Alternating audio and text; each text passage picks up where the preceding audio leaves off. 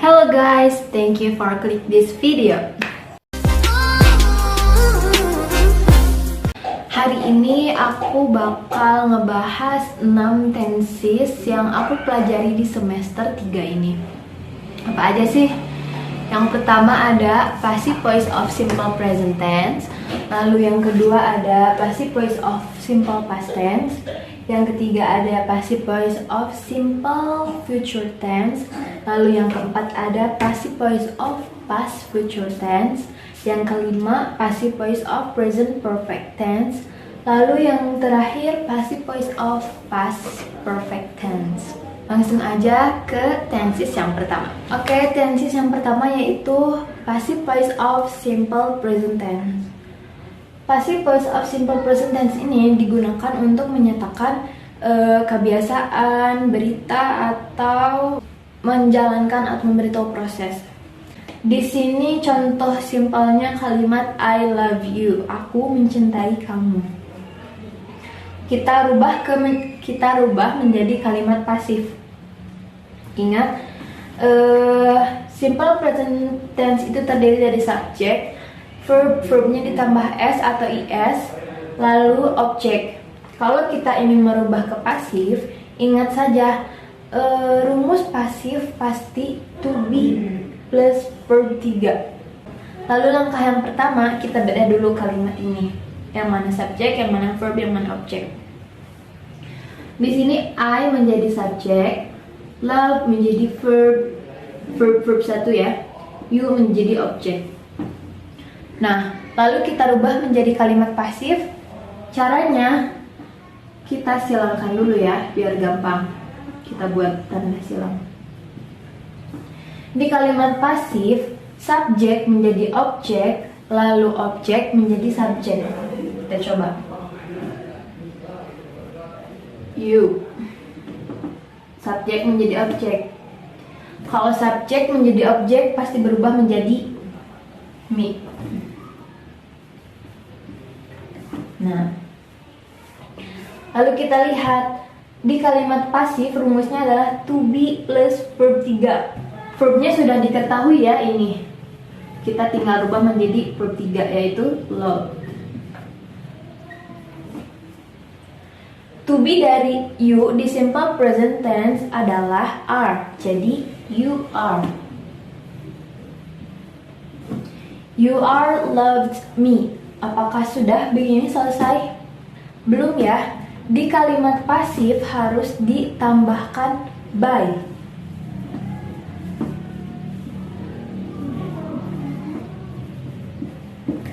Kenapa ditambahkan by? Karena ini menjadi pelengkap objek ya.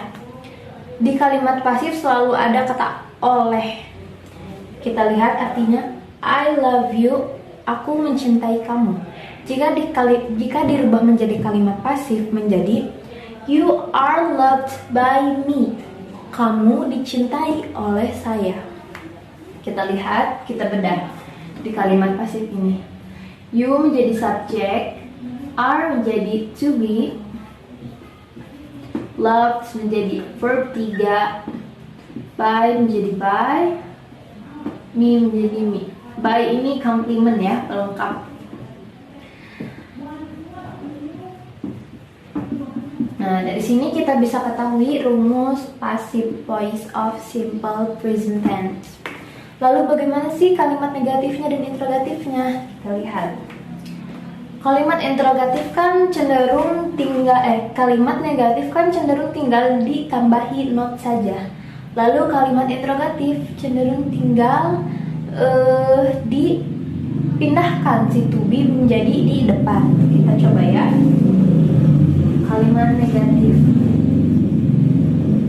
You are not loved by me.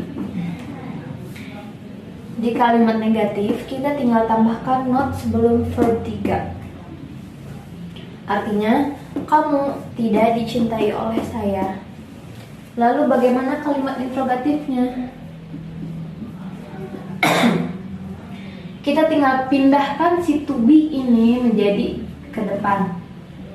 Are you loved by me? Apakah kamu dicintai oleh saya? Sudah ya, begini untuk kalimat simple present tense. Lanjut ke tenses yang kedua, yaitu passive voice of simple past tense. Di simple past tense rumusnya adalah subject plus verb 2. Begini. Lalu kita kan di sini membahas pasif. Lalu kita harus fokus kepada rumus pasif, yaitu akan selalu to be plus verb 3. To be di simple past tense di sini adalah was atau were. Was untuk singular seperti I, he, she, it. Lalu were untuk plural atau jamak seperti you, we, dan they. Lalu kita coba bedah kalimat ini. They invited us to their party. Mereka mengundang saya kepada pesta mereka.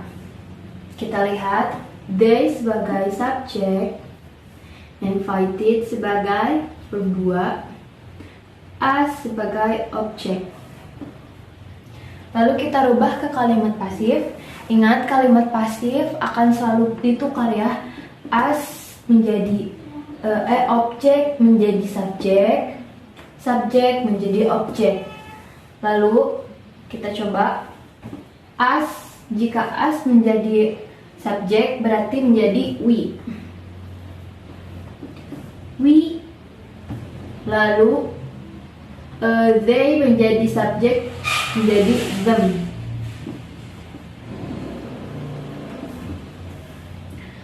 Lalu ingat di sini to be plus verb 3. To be dari we adalah were. We were. Lalu verb 3 di sini verbnya invited, lalu verb 3-nya tetap invited ya. Karena berurutan. Ada yang kurang, yaitu by.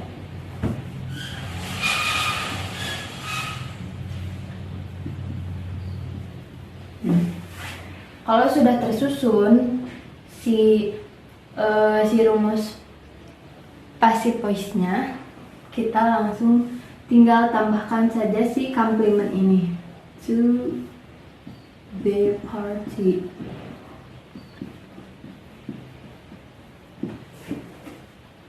Sudah.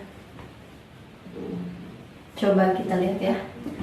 We menjadi subjek, per menjadi to be, invited menjadi verb 3, by them menjadi objek, to their party menjadi complement ya. Lihat, to be dan verb 3 terpenuhi ya. To be dan verb 3 ada, berarti ini sudah sama menjadi pasif. They invited us to their party. Mereka mengundang saya ke pesta mereka.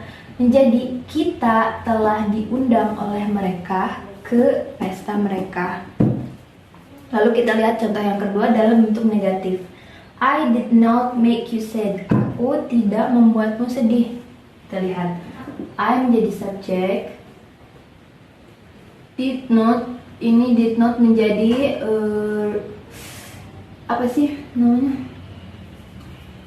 Rumus kalimat negatifnya dari simple past tense ya. Make menjadi verb 1. Kenapa jadi verb 1? Karena jika simple past tense berubah menjadi kalimat negatif, maka akan kembali dari verb 2 menjadi verb 1. Begitupun interrogatif ya, akan menjadi verb 1 juga. You sebagai objek. Lalu kita rubah. Object become subject, subject become object. So, you to be-nya adalah were. You were, tambahkan not karena ini negatif. Not. Verb 3 dari make adalah made. I, tambahkan by sebelum objek dengan by me sad. I did not make you sad. Aku tidak membuat kamu sedih menjadi you were not made by me sad. Kamu tidak dibuat sedih. Kamu tidak dibuat oleh saya bersedih. Lalu kita lihat kalimat interrogatifnya. Did I make you sad? Apakah saya membuat kamu sedih? Kita lihat di sini. I sebagai subjek, make sebagai verb, you sebagai objek, lalu did-nya sebagai to be di kalimat aktif. Kita lihat you sebagai subjek menjadi subjek, make menjadi made,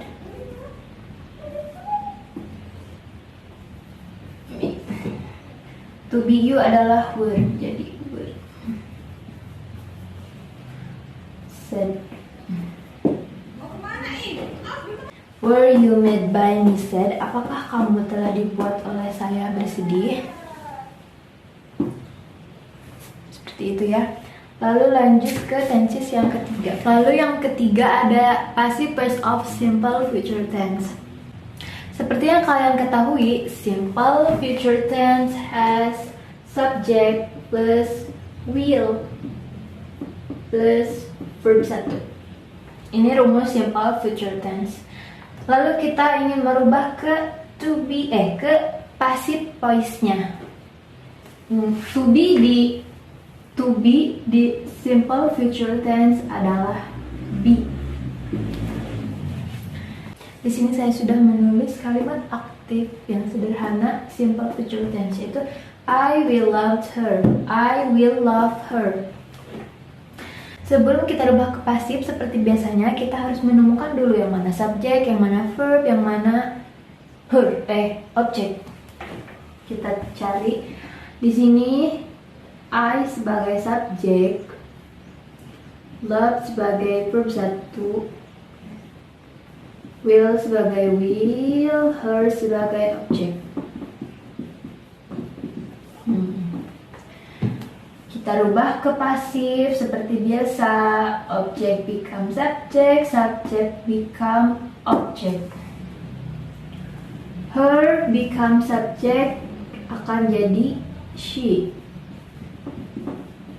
Subject become object akan jadi me. Jangan lupa put by before object. Lalu to be dari simple future tense adalah be. She di kalimat pasif masih disimpan ya will-nya, masih ditulis will. Lalu to be dari simple future adalah be. Verb 3 dari love adalah loved. Jadi she will be loved by me. Saya akan mencintai dia. Dia akan dicintai oleh saya. Kita bedah si kalimat pasif ini untuk mengetahui rumusnya ya. She becomes subject. She jadi subject. Will jadi will. Be jadi to be. Love jadi verb 3. By me jadi objek. Ini dia rumusnya. Lalu bagaimana sih kalimat negatifnya, kalimat interrogatifnya? Seperti yang kita ketahui, untuk kalimat negatif tinggal ditambahkan not, dan untuk kalimat interrogatif tinggal pindahkan si to be menjadi di depan. Kita coba ya kalimat negatifnya. She will not be loved by me. Tinggal tambahkan not sebelum to be. Lalu kalimat interrogatif menjadi will she be loved by me. Saya mencintai dia. Saya akan mencintai dia. Dia akan dicintai oleh saya. Dia tidak akan dicintai oleh saya. Akankah dia dicintai oleh saya? Begitu ya. Lalu yang keempat ada past future tense atau passive voice of past future tense. Past future tense ini tidak jauh beda seperti simple future tense. Bedanya cuman kalau si simple future tense itu mengungkapkan apa yang akan dilakukan di masa yang akan datang. Kalau si past future tense ini mengungkapkan prediksi atau janji yang akan dilakukan masa depan di masa lalu. Contohnya di sini, I will marry her. Saya akan menikahi dia. Sebelumnya, seperti yang kita tahu, past future tense has subject plus would plus verb 1. Subject plus would plus verb 1. Ini rumus past future tense. Lalu to be jika ingin dipasifkan, to be dari passive voice of past future tense adalah masih be ya. Seperti yang saya bilang tadi, ini tidak jauh beda seperti simple future tense, hanya bedanya will menjadi would. Untuk membuat kalimat pasif, tentu saja langkah yang pertama yang harus kita lakukan adalah membedah kalimat aktif. Coba, I menjadi subjek, would jadi would, marry verb 1, her jadi objek. Untuk merubah kalimat aktif menjadi pasif, object become subject, subject become object. Object become subject dari her adalah she. Subject become object dari I adalah me. Jangan lupa taruh by sebelum objek. Would, she would. To be-nya adalah be. She would be marry. Verb 3 dari marry adalah married. Married. I would marry her. Saya akan menikahi dia. She would be married by me. Dia akan dinikahi oleh saya. See? Lalu kita rubah ke kalimat negatif ya, coba. Seperti yang kita tahu, kalimat negatif tinggal ditambahkan not, kalimat interrogatif tinggal ditaruh si to be di depan. She would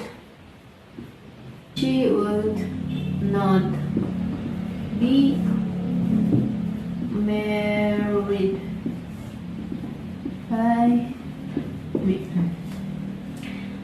Bagaimana kalimat interrogatif? Kalimat interrogatif would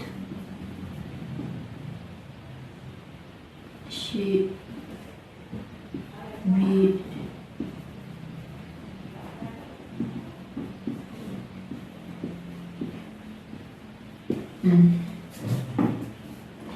I would marry her. Saya akan menikahi dia. She would be married by me. Dia akan dinikahi oleh saya. She would not be married by me. Dia tidak akan dinikahi oleh saya. Would she be married by me? Akankah dia dinikahi oleh saya? Lanjut ke tenses yang kelima. Lalu tenses yang kelima ada present perfect tense, pasif ya, passive version. Di sini seperti yang kita ketahui, present perfect tense has subject plus have atau has plus verb 3. Have untuk I, you, we, they. Lalu has untuk she, he, it. Plus verb 3. Lalu di sini kita membahas pasifnya. Dan jika ingin menjadi pasif, kita harus menggunakan to be. To be dari present perfect tense adalah been. Kita coba di kalimat aktif yang sudah saya tulis ini. We have made a new experiment. Kita sudah membuat eksperimen baru. Seperti yang kita ketahui, jika ingin merubah aktif ke pasif, kita harus tahu dulu yang mana subjek, yang mana verb, yang mana objek. Kita lihat we sebagai subjek, made sebagai verb 3, and new experiment sebagai objek, have sebagai have ya. Lalu kita rubah menjadi pasif, object become subject, subject become object. A new experiment, experiment.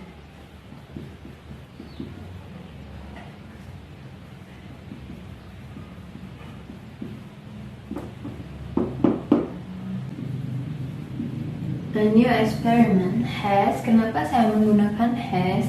Karena a new experiment merupakan singular. Kalau singular menggunakan has, seperti yang kita tahu di sini tuh, has, she, it. A new experiment termasuk it ya. Has, to be-nya been, verb 3 made. Sebelum objek kita harus menulis by. By we become object, jadi as. A new experiment has been made by us. Eksperimen baru telah dibuat oleh kita.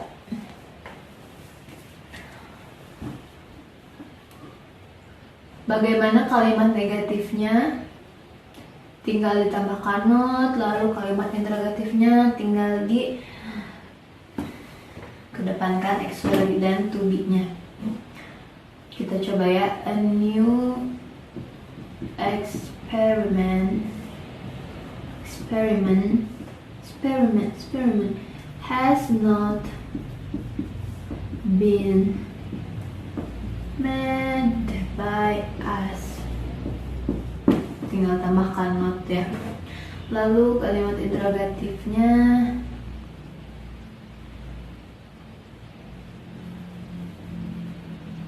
has a new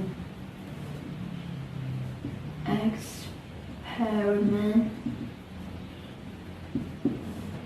been made by us. We have made a new experiment. Kita telah membuat eksperimen baru. Menjadi a new experiment has been made by us. Eksperimen baru telah dibuat oleh kita. Lalu kalimat negatifnya, a new experiment has not been made by us. Eksperimen baru belum dibuat oleh kita. Kalimat interrogatifnya, has a new experiment been made by us? Apakah eksperimen baru telah dibuat oleh kita?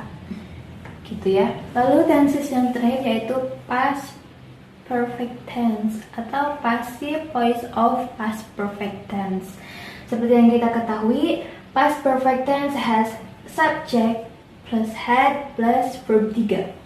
Mau subjeknya singular atau plural, pasti auxiliary-nya pakai had. Berbeda dengan si present perfect, jika subjeknya singular, maka auxiliary-nya akan memakai has. Kalau subjeknya plural atau jama, maka auxiliary-nya akan memakai have. Nah, di sini to be dari past perfect tense masih been, sama seperti present perfect tense. Kita lihat contoh yang sudah saya tulis. He had finished the work. Dia telah menyelesaikan pekerjaan. Seperti biasa, jika kita ingin merubah aktif ke kalimat pasif, kita harus mengetahui dulu yang mana subjek, yang mana verb, yang mana object. He di sini sebagai subjek, had sebagai auxiliary, finished sebagai verb 3, the work sebagai objek. Jika ingin ke pasif, maka object become subject, subject become object. So, the work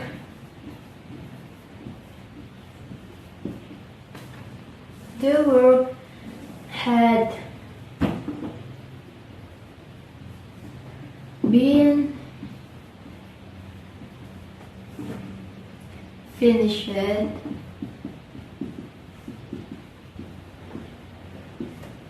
jangan lupa taruh by sebelum objek. By he, kalau jadi objek jadi him. By him. The work had been finished by him. Pekerjaan telah diselesaikan oleh dia. Lalu bagaimana kalimat negatifnya? Tinggal tambahkan not ya. The work had not been finished